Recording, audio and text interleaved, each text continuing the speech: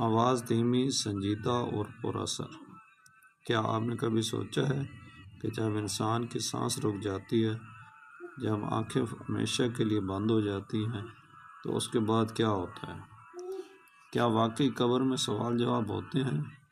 کیا واقعی عذاب قبر ایک حقیقت ہے یا صرف ایک ڈرانے والی بات؟ آج کی اس کہانی میں آپ کو ایک ایسا حقیقی واقعہ سنانے جا رہا ہوں جو ایک شخص کے ساتھ اس کی موت کے بعد پیش آیا۔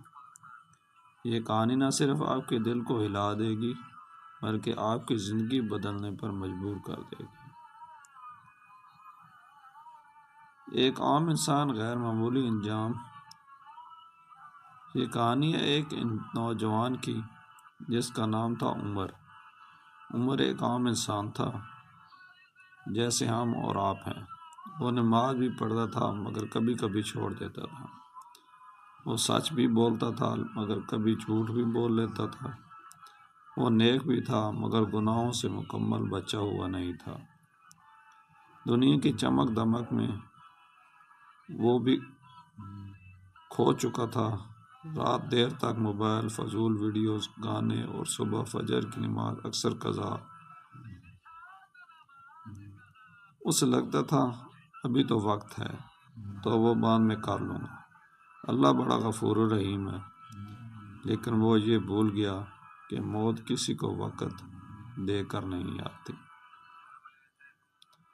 ایک دن عمر اپنے دوستوں کے ساتھ ہنسی مذاق کر رہا تھا۔ زندگی اپنے عروج پر تھی۔ اچانک اس کے سینے میں شدید درد اٹھا، سانس رکنے لگی، آنکھوں کے سامنے اندھیرا چھا گیا۔ دوست گھبرا گئے، اسے ہسپتال لے جایا گیا، لیکن کچھ ہی لمحوں میں ڈاکٹر نے وہ الفاظ کہے، ہم معذرت چاہتے ہیں، یہ اب اس دنیا میں نہیں رہا۔ یہی وہ لمحہ تھا جب عمر کی دنیا ختم ہو گئی اور ایک نئی حقیقی دنیا کا آغاز ہو گیا۔ عمر کی روح کو محسوس ہوا کہ وہ اپنے جسم سے الگ ہو رہی ہے۔ وہ اپنے آپ کو اوپر سے دیکھ رہا تھا، اس کا جسم نیچے بے جان پڑا تھا۔ لوگ رو رہے تھے، چیخ رہے تھے، لیکن وہ کچھ نہیں کر سکتا تھا۔ وہ بس دیکھ رہا تھا۔ پھر اچانک دو نورانی یا خوفناک شکل والے فرشتے نمودار ہوئے۔ اگر انسان نیک ہو تو وہ فرشتے نرم اور خوبصورت ہوتے ہیں، اور اگر گنہگار ہو تو وہ انتہائی خوفناک۔ عمر کے لیے وہ منظر نہ مکمل سکون کا تھا نہ مکمل عذاب کا، کیونکہ وہ نہ مکمل نیک تھا نہ مکمل برا۔ عمر کو غسل دیا گیا، کفن پہنایا گیا اور قبر میں اتار دیا گیا۔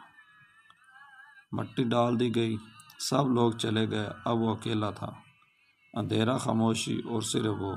اچانک زمین ہلنے لگی اور قبر تنگ ہونے لگی۔ یہی وہ لمحہ تھا جسے قبر کا دباؤ کہا جاتا ہے۔ عمر چیخنا چاہتا تھا لیکن آواز کسی تک نہیں پہنچ سکتی تھی۔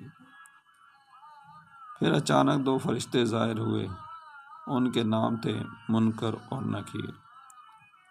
ان کی آواز گرجدار تھی۔ انہوں نے پوچھا، من ربو کا، تمہارا رب کون ہے؟ عمر گھبرا گیا لیکن جواب دیا، میرا رب اللہ ہے۔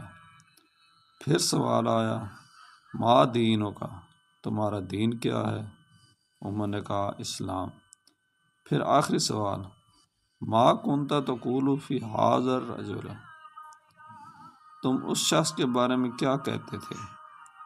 یعنی حضور صلی اللہ علیہ وسلم۔ عمر نے کہا، وہ اللہ کے رسول ہیں۔ یہ سن کر قبر میں کچھ سکون آیا۔ اعمال کا ظاہر ہونا۔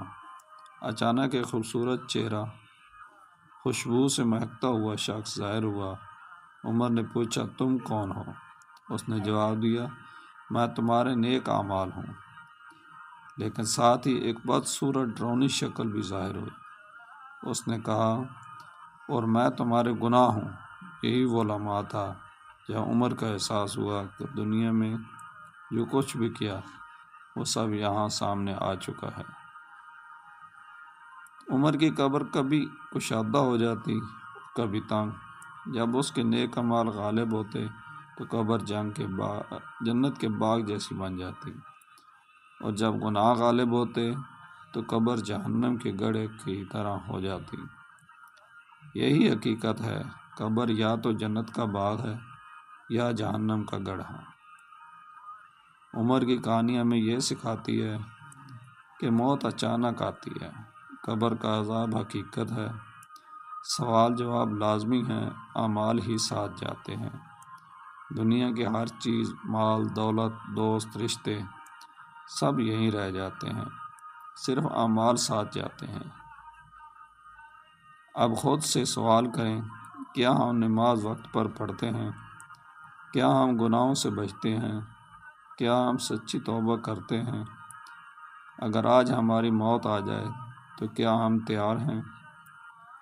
اللہ تعالیٰ فرماتا ہے، میری رحمت سے نا امید نہ ہو، جب تک سانس ہے تب تک توبہ کا دروازہ کھلا ہے۔ آج ابھی اسی وقت اپنے گناہوں سے توبہ کریں۔ یاد رکھیں، قبر اندھیری ہے لیکن نیک اعمال اسے روشن کر سکتے ہیں۔ قبر تنہا ہے لیکن قرآن اور نماز آپ کا ساتھ دیں گے۔ قبر کا سوال سخت ہے لیکن ایمان اسے آسان بنا سکتا ہے۔ اگر آپ چاہتے ہیں کہ آپ کی قبر جنت کا باغ بنے تو آج ہی اپنی زندگی بدل دیں۔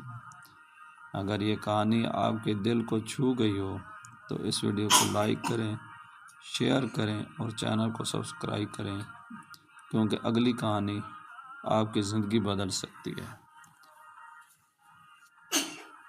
اب تک کے لیے اتنا،